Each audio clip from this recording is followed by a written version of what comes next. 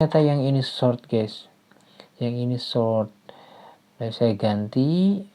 Setelah saya ganti, saya coba buka diode yang satu lagi sebelah sini, dan ini bagus guys. Nah ini short, ini bagus. Ada kemungkinan yang lain juga bagus kalau misalkan udah ketahuan shortnya. Setelah saya ganti yang ini, dan ternyata berhasil guys, berhasil itu.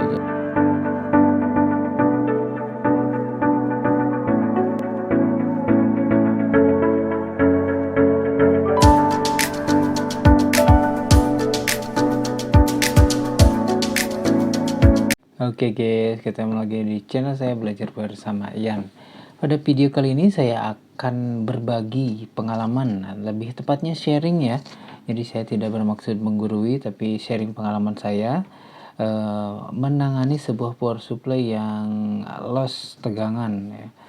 Nah kebetulan yang saya alami adalah power supply saya sendiri, dan tegangannya itu ngelos sampai 25 volt.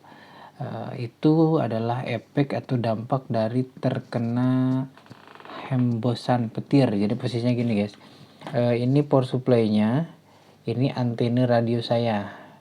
Nah jadi yang kena petir itu antenanya, antena kena petir, lalu ke konektornya keluar ke sini petir petirnya ya. Jadi power supply-nya nggak langsung kena petir, tapi kena hembusan dari petir itu. Nah dampaknya itu ya seperti itu, karena di casingnya itu terlihat ciri-ciri gosong, jadi saya beranggapan bahwa ini kayaknya kena hembusan petir nih. Pas saya colokan ternyata benar, voltasenya meningkat sampai 25 volt. Padahal itu sudah saya setting di 13,8 buat radio ya.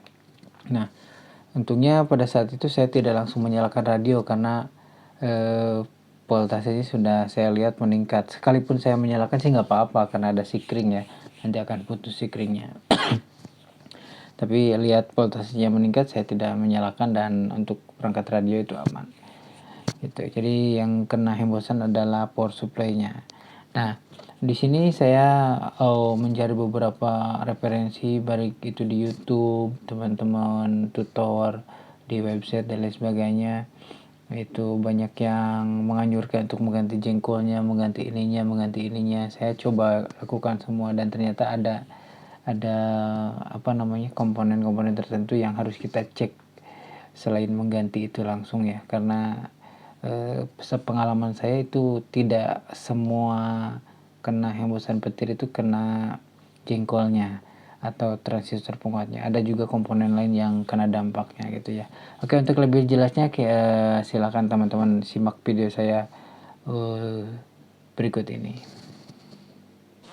Oke guys, ini dia power supply-nya ya, Jikakai 30 ampere. Jadi waktu itu ada petirnya itu kena antena 2 meter band. Nah ini kan posisi casingnya kayak gini nih guys. Nah posisi casingnya kan kayak gini nih. Nah antenanya itu disimpan di sini. Jadi petirnya kena antena, ininya kena hembusan. Nah ini nih, karena ini kelihatan tanda-tanda kena petirnya, makanya aku mencurigai bagian yang sebelah sini guys. Ini kan posisinya kayak gini nih. Nah gitu ya, regulatornya. Nah jadi power supply ini setelah saya cari beberapa referensi, baik itu di website maupun di YouTube dan lain sebagainya, emang merekomendasikan bahwa yang kena petir itu kebanyakan itu pasti kenanya ke jengkol yang ini ya. Nah jengkol, karena penasaran saya pun coba buka jengkolnya satu persatu. Ini harus dibuka ya guys ya, nggak bisa dicek seperti ini, harus dibuka total, cek satu persatu, karena ini kan sistemnya paralel. Jadi kalau misalkan kita cek satu dalam posisi paralel, ya pasti nilai yang rusak yang terbaca. Jadi harus dibuka semuanya. Nah dari keempat ini ternyata ada satu yang short itu guys, ada satu yang short. Kemudian saya ganti, ini bisa kelihatan ya, kalau yang lain ini Malaysia, Karena ini semuanya MIS. Nah, ini Malaysia, ini beda satu. Nah ini yang saya ganti. Nah setelah saya ganti ternyata masih ya apa namanya DC-nya itu masih ngelos sampai 25 volt gitu. Oke, saya cari tahu lagi, balik lagi ke sini, saya coba cari barangkali di komponen dioda yang ini. Ternyata saya copot salah satu kakinya, saya cek diodanya aman, ini aman. Kalau itu kan hanya indikator ya, penunjuk aman. Terus ini apa namanya trimpotnya juga saya udah ganti, ternyata yang lama juga masih bagus, aman ternyata. Nah setelah semua saya cek satu persatu, akhirnya saya fokus di regulator ini ya guys ya. Nah, di sini rangkaian regulator ini yang pertama saya ganti, yang paling mudah tentunya di transistor ini ya. Saya coba lihat serinya, ternyata di serinya adalah C1815N. Nah kebetulan ini banyak nih di bangkai power supply dulu ya. Nah, saya ganti. Setelah saya ganti, saya coba lagi colokkan listriknya, masih ngelos juga di 23 volt sampai 25 volt ya. Ini kan 32 kalau cek dari IC ini ya. Kesininya 25 volt. Nah terus setelah ini saya ganti, saya langsung aja ke intinya, ke IC ini nih. IC ini adalah LM324 guys. Ini IC nya nih, LM324. Nah LM324N ya, karena kebetulan saya nggak punya di kandebalan ini, saya punyanya TL074. Nah di sini nih, ini TL074. Saya lihat datasheetnya di Google ya, ternyata sama ya, sama datasheetnya. Ya udah saya ganti dengan TL074 aja.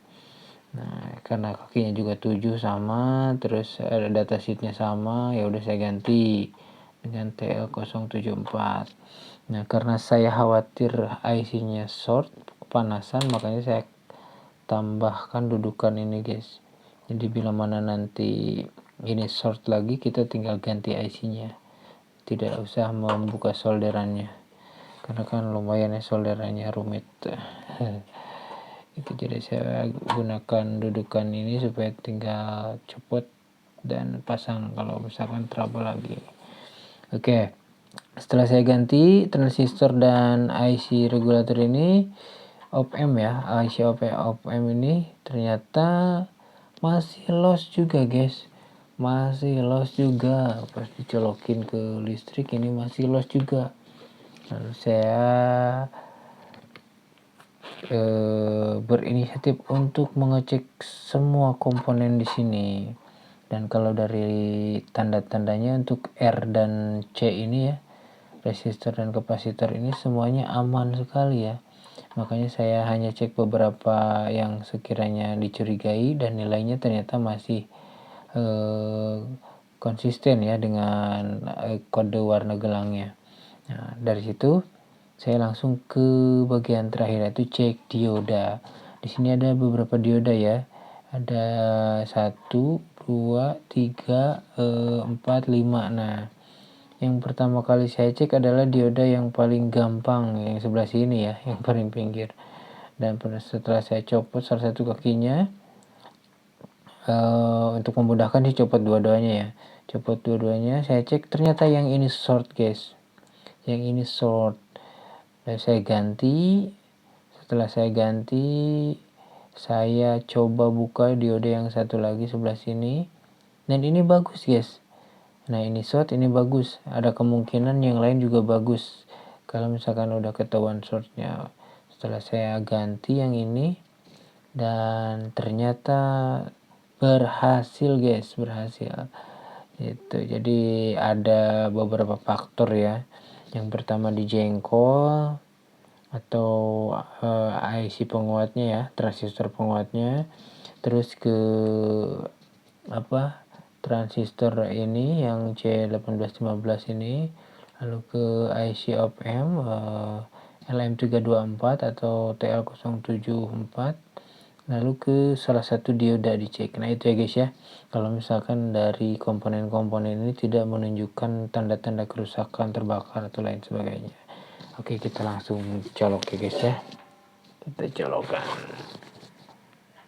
Oke guys, sekarang kita coba ya guys ya. Nah ini obeng buat muternya, karena ini bahannya ini pasti nilainya berubah-ubah ya, jadi kita harus kayak pakai ini ya, nah kayak gini, atau pakai plastik ya guys ya. Kita coba.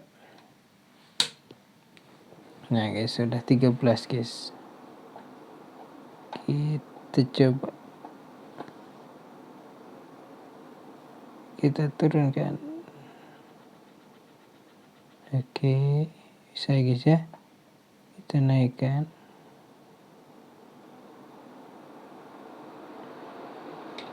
Bisa guys, berhasil guys. Oke, karena penggunaan power supply ini untuk radio, rig, dan HF, kita setting di 13,8.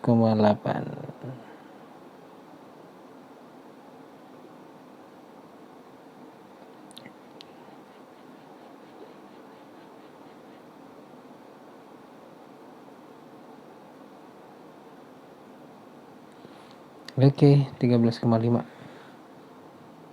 Apa-apa lah ya. Oke, berhasil guys. Jadi itu ya guys ya. Mudah-mudahan bermanfaat buat teman-teman yang mengalami power supply kehembus petir.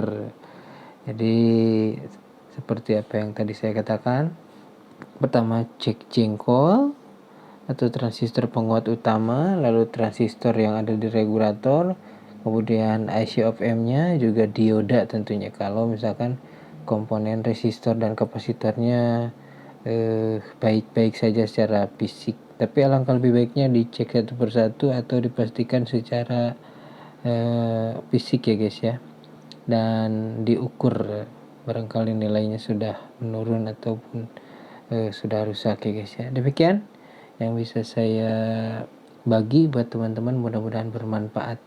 Sampai jumpa di video saya selanjutnya, dan jangan lupa support saya untuk subscribe, like, and share buat menambah pengalaman dan wawasan teman-teman semua. Dadah.